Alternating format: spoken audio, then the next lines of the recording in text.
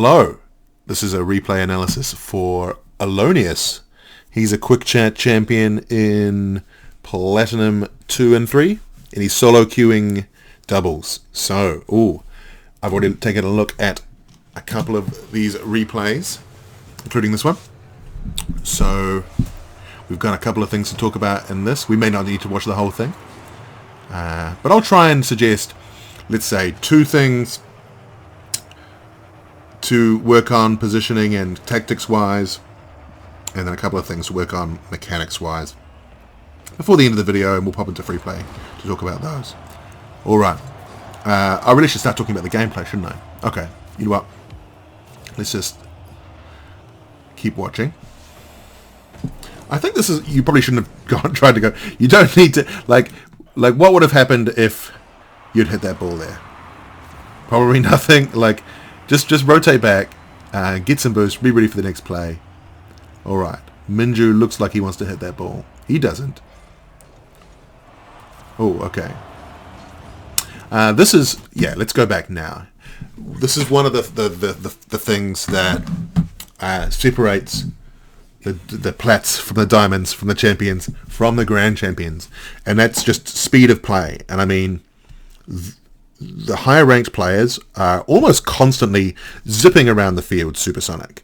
They don't just sit there waiting to see what happens. Like this sort of reversing, moving forward. Oh, should I go in? Should I not go in? They've already made that decision, and they're either going in, or they're doing this while it's like supersonic zipping around the field, or they're rotating back, right?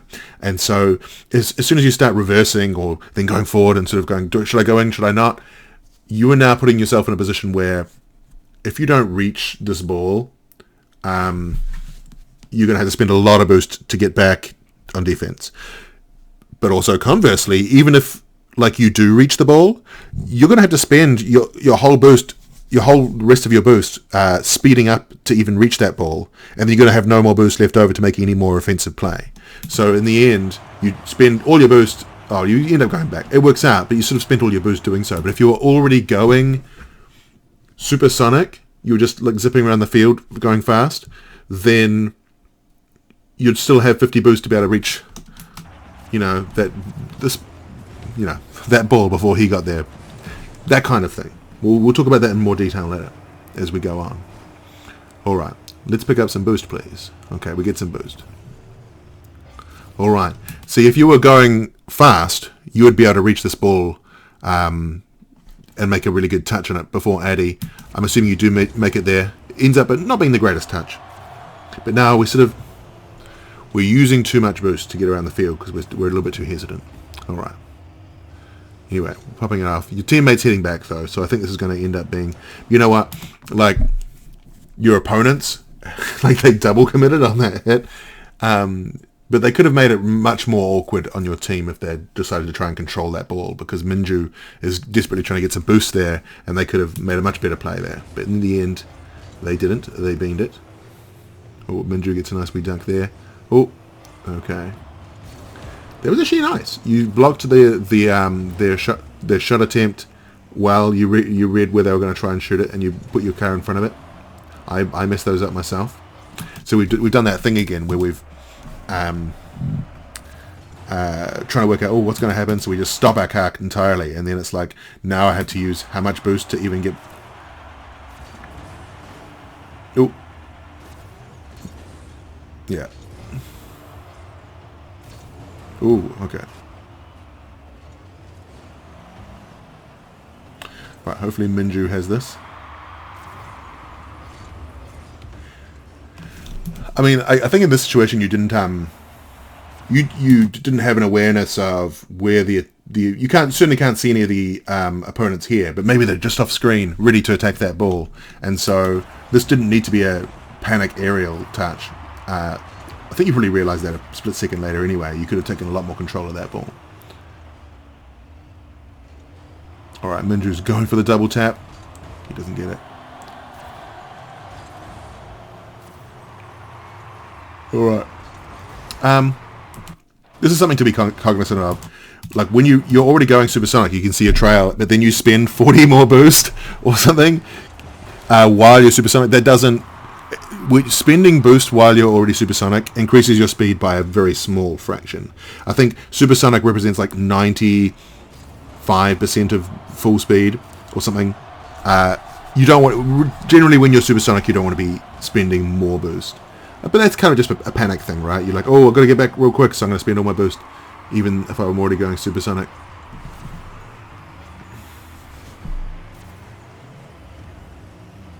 Oh, that just ended up poorly. Let's check that from your Minju's perspective. See what he was thinking there. So he's... Oh, sorry, let's go back another 5 seconds. So, he sees you go in there. Oh, I see. Okay, so he expected you... Let's see that again. He expected you to hit that there. And in the end, it did not work out. That's alright.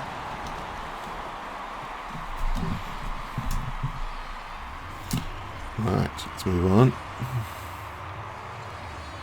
Alright, so we're letting Minju do a bit of ball chasing here. Does he do anything?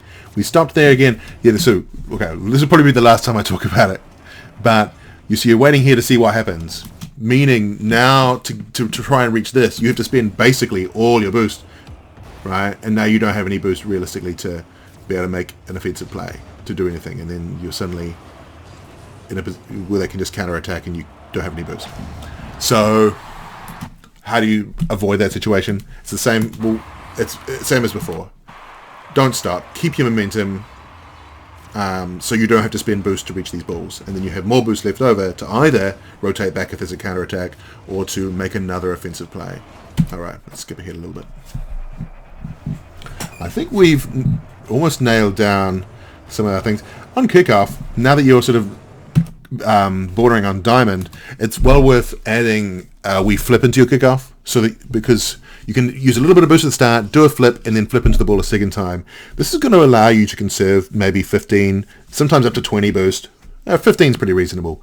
15 boost on after the kickoff, meaning you're going to have that little bit of extra boost to be able to get into the play by getting some more boost. But when you sort of just drive at the ball, use all your boost, suddenly now you have to spend quite a few seconds getting more boost. Any situation where you're having to reverse is almost always a bad idea. Like, there's not a lot of situations where the correct play is to reverse. Look, there's a few, obviously. Every rule, I say this in every video, every rule is meant to be broken. But I'm trying to give sort of general tips for, platinum players, diamond players, that kind of thing. In the situation here, look, just... If you're not confident that you're going to be able to drive up the wall and meet that, I think you realistically could have. But let's say you're not confident in that, you just turn your car around and go back towards the back post to try and meet. Because Minju, you need to waste time for Minju to be able to get back on defense, and so rotating back to the back post, or even front post to be able to defend this is a much better idea than trying to reverse here, because it ends up going poorly. But we end up making the save. Okay. Definitely keep practicing those wall aerials. They're not very useful in doubles, though. Johnny Boy did this YouTube video where he talked about how he got Grand Champion with platinum mechanics or whatever. But one of the key points I took away from that when I was watching that is that in doubles, going for wall aerials, unless it's like directly, unless it's like on defense, you need you desperately need it for to defend the backboard, or you're going to definitely get a goal out of it. Hitting the ball just forwards off the wall like this out, just almost will 99% of the time result in just a direct pass to your opponents, and in the process of that, you've used a lot of boost. They don't hit it very well, the opponents, so they didn't get to take advantage of you passing it to them that well. All right, Minju makes a nice play there, getting it over one. All right, so this could be a goal opportunity. I'm loving it, and that's definitely a teaching moment for Ardam. because he's if you can see there, he's defending the goal by looking at the ball rather than from like a side-on position. If he was in a side-on position, he'd have a much better chance of saving that. These days now with the transparent goalposts, you can more effectively goal keep from the back of the goal a little bit, so you can sort of cover more of the goal that way. So either side on or a little bit further back, you'd have a much better chance of being able to turn and make that ball. In the end, because of his positioning, he wasn't able to make it. But it was a nice shot though, so regardless, it would have been a hard save. It would have been a hard shot to save even if he was on the other side of the post, facing sideways. All right, this should be your ball, although we hit it very poorly. So it was a bit of a panic hit here. You had like a lot of opportunity to. I think the best thing to take away from this is that you don't always want to be hitting the ball towards their goal. Hitting it to your first, when you get higher ranks, in terms of priorities of the direction you need to be hitting the ball. Number one priority is towards your teammate so that they can get it. Number two priority is hitting it away from your opponents. So somewhere where your opponents aren't, so that you can realistically get the next hit rather than them. Third priority, obviously, look, these are not hard rules, but third priority is hitting it in a place that is awkward for your opponents, i.e. Like above their backboard, making them spend boost to try and, get up to something that makes it awkward for them, crossing it. But like just hitting it towards their goal almost always does nothing. So that's what you try to do here, I guess. You try to sort of hit it towards their goal there, and they end up because opponents will just naturally defend their goal from any part of the pitch. They'll try and get goal side. So you could have put it around them there to the right, but you didn't. There's something to work on, I think. All right, we're a bit awkward here. This is another thing.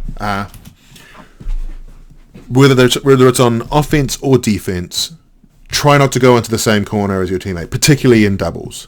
It's not death in threes, but in doubles, you've pushed up way too far here.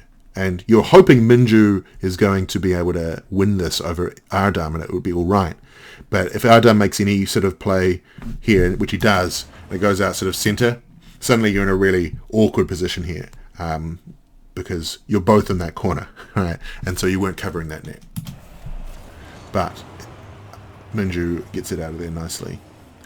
All right, this could be an opportunity. So this is what we were just talking about before. Minju just hits it towards the goal, which does nothing, right? It's a pass. So what he should have been. So number one priority, he should have tried to pass it to you up here, right? You were waiting for the pass even, and so that's good. Passes don't start happening like really deliberate passes don't start happening until champ 1, champ 2, sometimes diamond 3 when you get good teammates. But yeah, so number one priority, pass to you. Number two priority, make it more difficult for your opponent. So hit it away from where they are. So maybe like popping it up their wall, I guess. And that's not the greatest play, but that's one thing to do. Or if you can get height on it, hitting it above their backboard. That's going to be the play. But just hitting it towards the goal is just does nothing. In fact, it's worse than. I mean, I didn't even mention in that priority list. That should have been one of them. Keeping control of the ball, just staying behind it, making sure you're going to make the next hit. I should really codify these priorities. All right. You know what? I think no more goals happen. So you know what? I think we'll stop it there. We'll stop it there. I don't know if there's anything else important to talk about. So let's pop into free play briefly.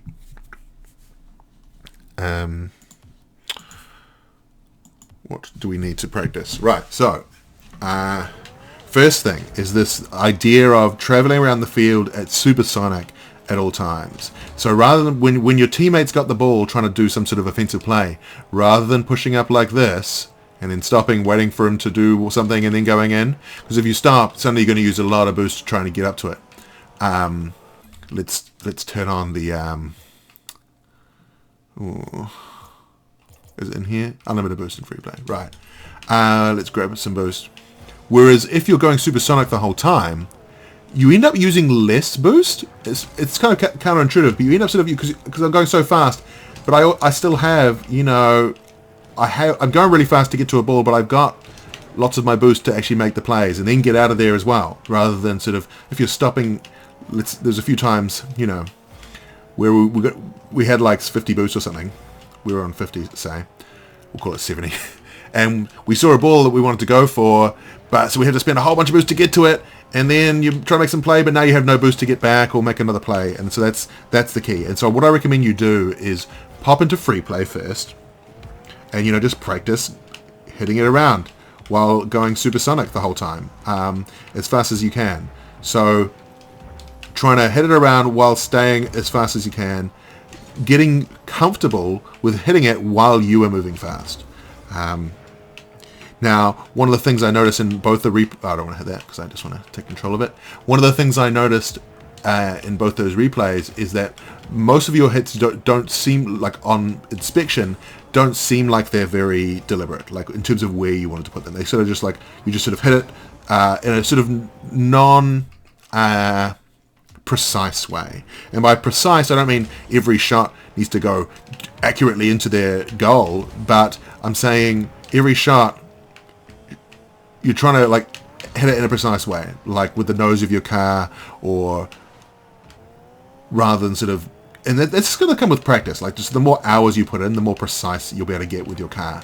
But there's something to definitely work on in free play, making sure you're hitting it like powerfully with the nose of your car, being able to get those power shots when you need to is key, and to be able to hit it where you want it to go. So every time you hit the ball in a game, think about, where am I wanting this ball to go, and then trying to hit it that way.